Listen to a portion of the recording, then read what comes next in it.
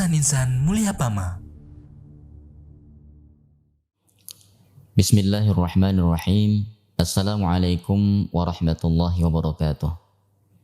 Alhamdulillahi rabbil alamin. Wassalatu wassalamu ala nabiyyina Muhammadin wa ala alihi wa ashabihi wa man tabi'ahum bi ihsanin ila yaumiddin. Qala Allah tabaraka wa ta'ala wa rattilil qur'ana tartila. Allahumma anfa'na bima 'allamtana wa 'allimna ma yanfa'una wa zidna ilma. Amma ba'du. Ikhwafillah, para pemirsa jamaah yang dimuliakan Allah Subhanahu wa taala. Alhamdulillah kita melanjutkan kembali dengan izin Allah latihan pengucapan huruf hijaiyah dalam rangka tahsin Al-Qur'an. Memasuki huruf dal dan huruf dzal. Insyaallah di pertemuan kali ini kita akan membaca latihan dua huruf sekaligus, yaitu huruf dal dan huruf dzal. Pemirsa sekalian, kita awali dengan huruf dal. Di dalam mempelajari satu huruf, sekurang-kurangnya ada 4 poin yang harus kita perhatikan. Yang pertama adalah makhraj huruf tersebut. Yang kedua, sifat-sifat yang dimiliki huruf tersebut. Kemudian yang ketiga, bertalaqi kepada orang yang ahli di dalam mengucapkan huruf tersebut atau latihan-latihan mengucapkan huruf hijaiyah. Kemudian yang keempat, mengenali kesalahan-kesalahan yang sering terjadi dalam mengucapkan huruf tersebut. Baik, kita akan awali dengan makhraj. Ya, di manakah makhrajnya huruf dal? Huruf dal dikeluarkan melalui ujung lidah yang bertemu dengan ujung gigi. Huruf dal dikeluarkan melalui ujung lidah yang bertemu dengan pangkal gigi seri atas, ya, pangkal gigi seri atas, atau gigi yang sudah bersambung dengan gusi, ya, disitulah tempat keluar huruf dal, ya. Sehingga pertemuan antara ujung lidah dengan pangkal gigi seri tersebut akan menghasilkan suara seperti huruf dal. Da, misalkan di, du, bad. Seperti itu kurang lebih pengucapannya. Kemudian yang kedua, kita harus mengetahui sifat-sifat huruf dal. Sebagaimana yang telah kita pelajari bahwa sekurang-kurangnya setiap huruf akan memiliki tinjauan dari 4 sisi di dalam mengenali sifat-sifatnya. Yang pertama, sisi keterlibatan nafas. Apakah nafasnya dengan dihentakkan ataukah tidak? Yang kedua, ditinjau dari tekanannya, kekuatannya, apakah dia tergolong kuat ataukah lemah. Yang ketiga dan keempat adalah posisi lidah atau pangkal lidah. Kemudian yang kelima, terkait dengan sifat khusus yang dimiliki oleh huruf tersebut. Pemirsa sekalian, ditinjau dari keterlibatan nafas, maka huruf dal ini termasuk huruf jahr. Karena dia tidak boleh, ya, melibatkan hentakan nafas pada saat mengucapkannya. Ya, huruf jahr. Ya. Seperti misalkan ketika kita mengucapkan da, di, du, bad. Tidak boleh kita ucapkan da, di, du, bad. Tidak boleh. Kenapa? Karena di situ ada hentakan nafas. Yang kedua, ditinjau dari kekuatannya. Huruf dal termasuk huruf syiddah, yaitu yang memiliki tekanan kuat. Yang memiliki tekanan kuat. Sehingga fokus ya, tekanan pada saat diucapkan ya terdapat pada makhrajnya ya. Seperti ketika kita mengucapkan da, di, du, bad atau adbara. Kita ucapkan misalkan ya da pada lafaz andada ya, atau kita ucapkan qul huwallahu ahad ya, seperti itu misalnya saja. Kemudian yang ketiga, ditinjau dari posisi pangkal lidah. Ditinjau dari pangkal lidah ada dua sifat. Yang pertama sifat istifal, yaitu pangkal lidah yang datar atau kita sebut dengan tipis ya. Huruf tersebut dibaca dengan tipis, sehingga ketika kita membaca wabadalahum, bukan bada, bukan bada, seperti itu. Kenapa? Karena termasuk huruf tipis. Kemudian yang keempat, masih ditinjau dari pangkal lidah, sifatnya adalah infitah ya. Infitah di mana dia posisinya datar dan tidak lengket kepada langit lidah ya. Atau juga kita sebut dengan paduan daripada sifat tipis yang terdapat dalam istifal. Yang kelima, tambahan sifat pada huruf dal ini adalah sifat qalqalah ya, sifat qalqalah. Sebagian ulama mengatakan sifat qalqalah ini muncul karena adanya perpaduan dua sifat, yaitu sifat jahr dan sifat syiddah, sehingga kita mengucapkannya harus dengan qalqalah ya, atau dengan dipantulkan. Contoh, kita membaca misalkan adbara, atau di dalam Allahu samad, as-samad, seperti itu. Bukan as-samad, bukan seperti itu ya, tapi dengan pantulan as-samad.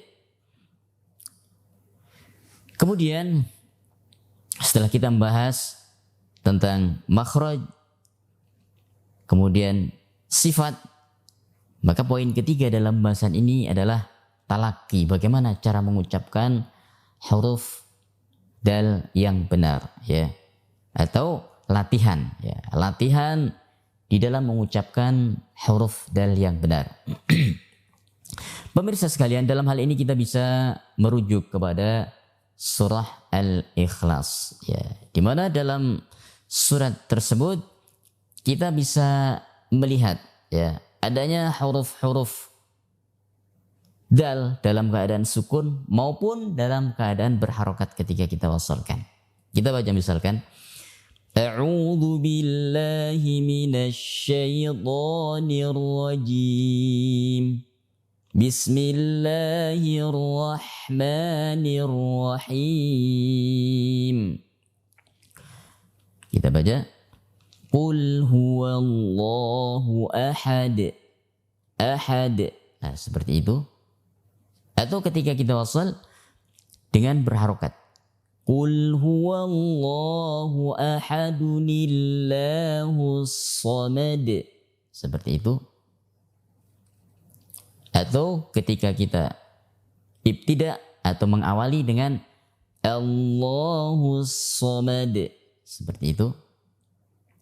Lam yalid wa lam yulad wa lam yakul lahu kufuwan ahad. Ini cara mengucapkan huruf-huruf dal.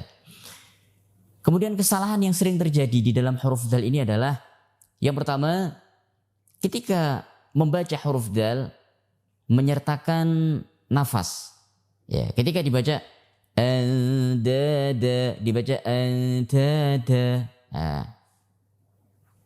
Alam naj'alil arda mihada, dibaca mihada ta. Nah, ini tidak boleh seperti itu. Kenapa? Karena adanya nafas yang dihentakkan pada saat diucapkan. Kesalahan yang kedua, tidak bertumpu kepada makhraj. Ya. Justru ditumpukan kepada suara. Contoh, ketika membaca dalam keadaan sukun misalkan. Dibaca lam yalid wa lam yulad. Itu tumpuan kepada makhraj. Kesalahannya tidak ditumpukan kepada makhraj seperti lam yalid wa lam yulad. Justru bertumpu kepada suara. Maka ini kesalahan yang terjadi pada saat mengucapkan huruf dal. Kemudian kesalahan yang selanjutnya ketika mengucapkan huruf dal ini dibaca dengan tidak memenuhi sebagian atau sebagian besar daripada sifat-sifatnya, ya. Misalnya menghilangkan qalqalah. Menghilangkan qalqalah. Lam yalid wa lam yulad. Atau justru kesalahannya dengan menambahkan hamas pada saat mengucapkan lafaz tersebut. Lam yalid wa lam yulad. Ya. Atau yalid, lam yalid wa lam yulad. Nah, ini tidak benar, ya. Bapak Ibu sekalian, itu adalah beberapa kesalahan yang terjadi ketika mengucapkan huruf dal. Kemudian huruf dal. Yang kedua, huruf dal. Huruf dal adalah huruf secara berurutan yang jatuh setelah huruf dal. Dan di dalam huruf dal ini memiliki 4 pembahasan sebagaimana huruf dal. Yang pertama, kita harus mengetahui makhrajnya. Yang kedua, kita harus mengetahui sifat-sifatnya. Yang ketiga, mengetahui cara latihan yang tepat, yaitu dengan cara bertalaki. Kemudian yang keempat, mengenali letak kesalahan dalam mengucapkan huruf dal. Baik, kita awali dari makhraj. Huruf dal itu dikeluarkan melalui ujung lidah yang bertemu dengan ujung gigi seri atas, ya. Seperti ini misalkan kita ucapkan the, dhu, bal. Sebagaimana telah kita bahas huruf tha, seperti itu pula makhraj daripada huruf dzal ini. Ya, sekali lagi the, dhu, bal. Kemudian yang kedua, sifat-sifat daripada huruf dzal ini. Masih ingat? Setiap huruf sekurang-kurangnya memiliki 4 sifat, ya, dari tinjauan-tinjauan yang sudah kita pelajari. Pertama, ditinjau dari segi nafasnya. Huruf dzal memiliki sifat jahar. Kenapa? Karena tidak boleh melibatkan atau menghentakkan nafas pada saat mengucapkannya. Sehingga dia disebut dengan huruf jahar atau sifat jahar.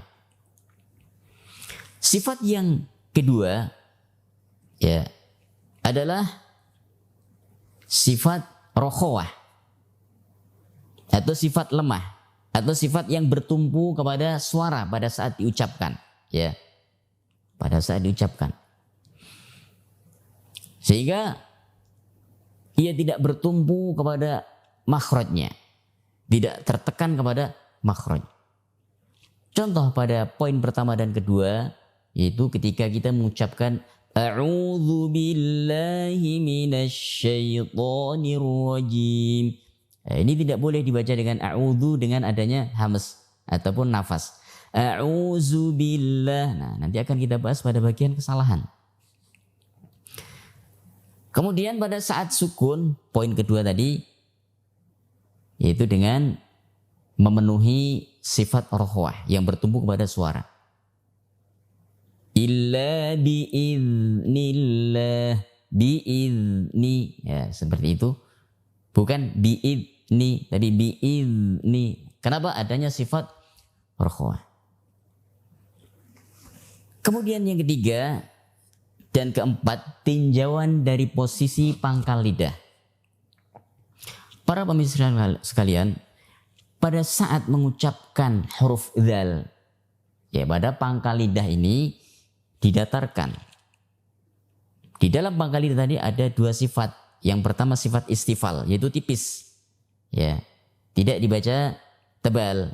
Fanabadnahum, contoh, bukan fanabadnahum. Ya. A'udzu, bukan a'udzu. Nah, seperti itu.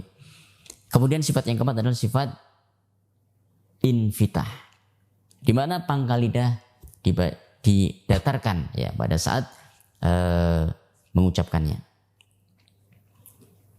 Baik. Kemudian latihan. Kita latih dulu ya di dalam mengucapkan huruf dzal ini. Misalnya kita membaca ayat ya. Alladzi jama'a malan wa 'addadah. Alladzi, ya di situ. Kemudian dzalikal kitabu la raiba fihi. Ya, dzalikal kitabu la dza. Kemudian fanabadnahum illa biiznillah. Ini latihan di dalam huruf dzal ya. Diulang terus latihan tersebut sehingga lidah kita benar-benar mampu mengucapkan dengan benar. Bagian keempat para jemaah sekalian adalah kesalahan yang sering terjadi di dalam mengucapkan huruf dzal. Yang pertama, seringkali ketika mengucapkan huruf dzal ini disertai dengan hamas. Contoh, a'udzu billahi, dibaca a'udzu billahi. Keliru di sini ya. Fa biiznillah, dibaca fa biiznillah, tidak boleh. Nah, mohon maaf, ini keliru. Ya, harus menghilangkan sifat hamas. Ya. Kemudian yang kedua, seringkali dipantulkan fa biiznillah. Ya. Fanabadnahum. Mohon maaf, ini keliru. Ya. Wa idz akhadha Allahu, dibaca dengan pantulan. Wa idz akhadha, wa idz akhadha. Ini kesalahan yang sering terjadi pada saat mengucapkan huruf dzal. Selanjutnya adalah kesalahan dalam huruf dzal ini dibaca dengan tebal, ya. Seringkali terjadi, ya. Ya. Misalkan alladzina, dibaca alladzina, alladzina. Ini keliru. Ya. Supaya fasih ternyata malah keliru di situ. Oh, saya ingin fasih membaca. Para pemirsa sekalian, untuk memfasihkan bacaan, membenarkan bacaan, mengenali kesalahan, maka kita harus bertalaki kepada guru yang telah meriwayatkan Al-Quran ini kepada guru-guru yang sebelumnya.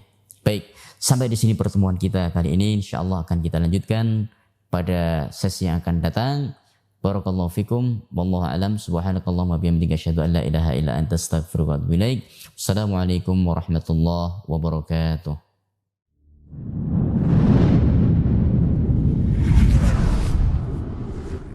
YIMP, Yayasan Insan Mulia Pama.